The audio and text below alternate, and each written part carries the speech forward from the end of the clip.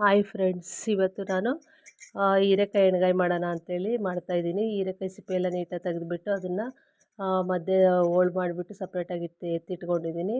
ಹಾಗೆ ಒಂದು ಜಾರಿಗೆ ಸ್ವಲ್ಪ ಹಸಿ ಕೊಬ್ಬರಿ, ಹಾಗೆ ಶೇಂಗಾ ಕಾಳು ಮತ್ತು ಕಡಲೆ ಬೀಜ, ಸ್ವಲ್ಪ ಹುಣಸೆಹಣ್ಣನ್ನು ಸಹ ಅದಕ್ಕೆ ರುಬ್ಬಕ್ಕೆ ಸೇರಿಸ್ತಾ ಇದ್ದೀನಿ. ಇಲ್ಲ ನಾವು ರುಬ್ಬಕ್ಕೆ ಅದಕ್ಕೆ ಹಾಕಲ್ಲ ಅಂದರೆ ಸಪ್ರೇಟಾಗಿ ನಾವು ಹುಳಿ ನೆನೆಸಿಟ್ಟು ಅದನ್ನು ಸಹ ಹಿಂಡ್ಬೋದು ಹುಳಿನ. ಹಾಗೆ ನಾನು ಮಸಾಲೆನ ರುಬ್ಕೊಂಡಿದ್ದೀನಿ. ನಂತರ ಸಣ್ಣದಾಗಿ ಹೆಚ್ಚಿರ್ತಕ್ಕಂಥ ಈರುಳ್ಳಿ ಮತ್ತು ಸಪ್ರೇಟಾಗಿ ಹೆಚ್ಚಿರ್ತಕ್ಕಂಥ ಈರುಳ್ಳಿ ಮತ್ತು ಕರಿಬೇವು, ಹಾಗೆ ಕೊತ್ತಂಬರಿ, ಮತ್ತು ಅದಕ್ಕೆ ಈ ರುಬ್ಬಿರ್ತಕ್ಕಂಥ ಮಸಾಲೆನ ಸಹ ಸೇರಿಸ್ತಿದ್ದೀನಿ. ಮತ್ತು ಖಾರದ ಪುಡಿ, ಹಾಗೆ ಸಾಂಬಾರು ಪುಡಿ, ಸ್ವಲ್ಪ ಅರಿಶಿಣದ ಪುಡಿ ಮತ್ತು ಗರಂ ಮಸಾಲ. ನೆಕ್ಸ್ಟ್ ಅದಕ್ಕೆ ಸ್ವಲ್ಪ ನಾವು ಹುಚ್ಚೆಳ್ಳು ಪುಡಿನೂ ಸಹ ಸೇರಿಸ್ತಾ ಇದ್ದೀವಿ. ಎಳ್ಳು ಪುಡಿ ಇದ್ದರೂ ಸಹ ಅದನ್ನು ಸೇರಿಸ್ಬೋದು ಫ್ರೆಂಡ್ಸ್. ನಾನು ಇದಕ್ಕೆ ಹುಚ್ಚೆಳ್ಳು ಪುಡಿಗೆ ಎಳ್ಳು ಪುಡಿನೂ ಹಾಕ್ಬಿಟ್ಟು ಮಿಕ್ಸ್ ಮಾಡಿ ಇಟ್ಕೊಂಡಿದ್ದೀನಿ.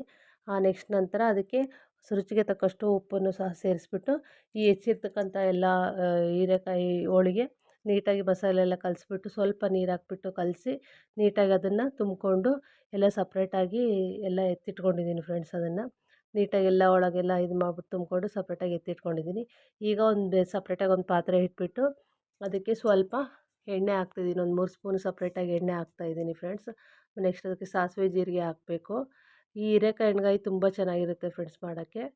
ನಾನು ಹಾಗೆ ಸಾಸಿವೆ ಜೀರಿಗೆ ಹಾಕಿದ ತಕ್ಷಣ ಸ್ವಲ್ಪ ಉದ್ದುದಕ್ಕೆ ಹೆಚ್ಚಿರ್ತಕ್ಕಂಥ ಈರುಳ್ಳಿ ಮತ್ತು ಕರಿಬೇವನ್ನ ಹಾಕ್ತೀನಿ. ಸ್ವಲ್ಪ ಟೊಮೊಟೊನೂ ಸಹ ಸೇರಿಸ್ತಾ ಇದ್ದೀನಿ ನಾನು. ಟೊಮೊಟೊ ಬೇಡ ಅಂದರೆ ಸ್ಕಿಪ್ ಮಾಡ್ಕೊಬೋದು. ನಾನು ಸ್ವಲ್ಪ ಟೊಮೊಟೊನೂ ಸಹ ಸೇರಿಸಿದ್ದೀನಿ.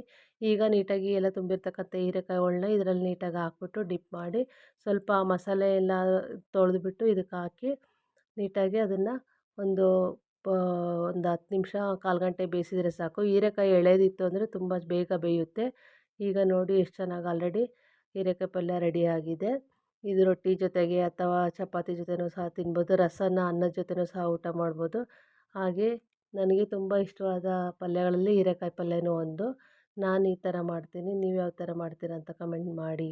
ಹಾಗೆ ನಮ್ಮ ಚಾನಲ್ನ ಸಬ್ಸ್ಕ್ರೈಬ್ ಮಾಡ್ಕೊಳ್ಳಿ, ಶೇರ್ ಮಾಡಿ. Thank you friends.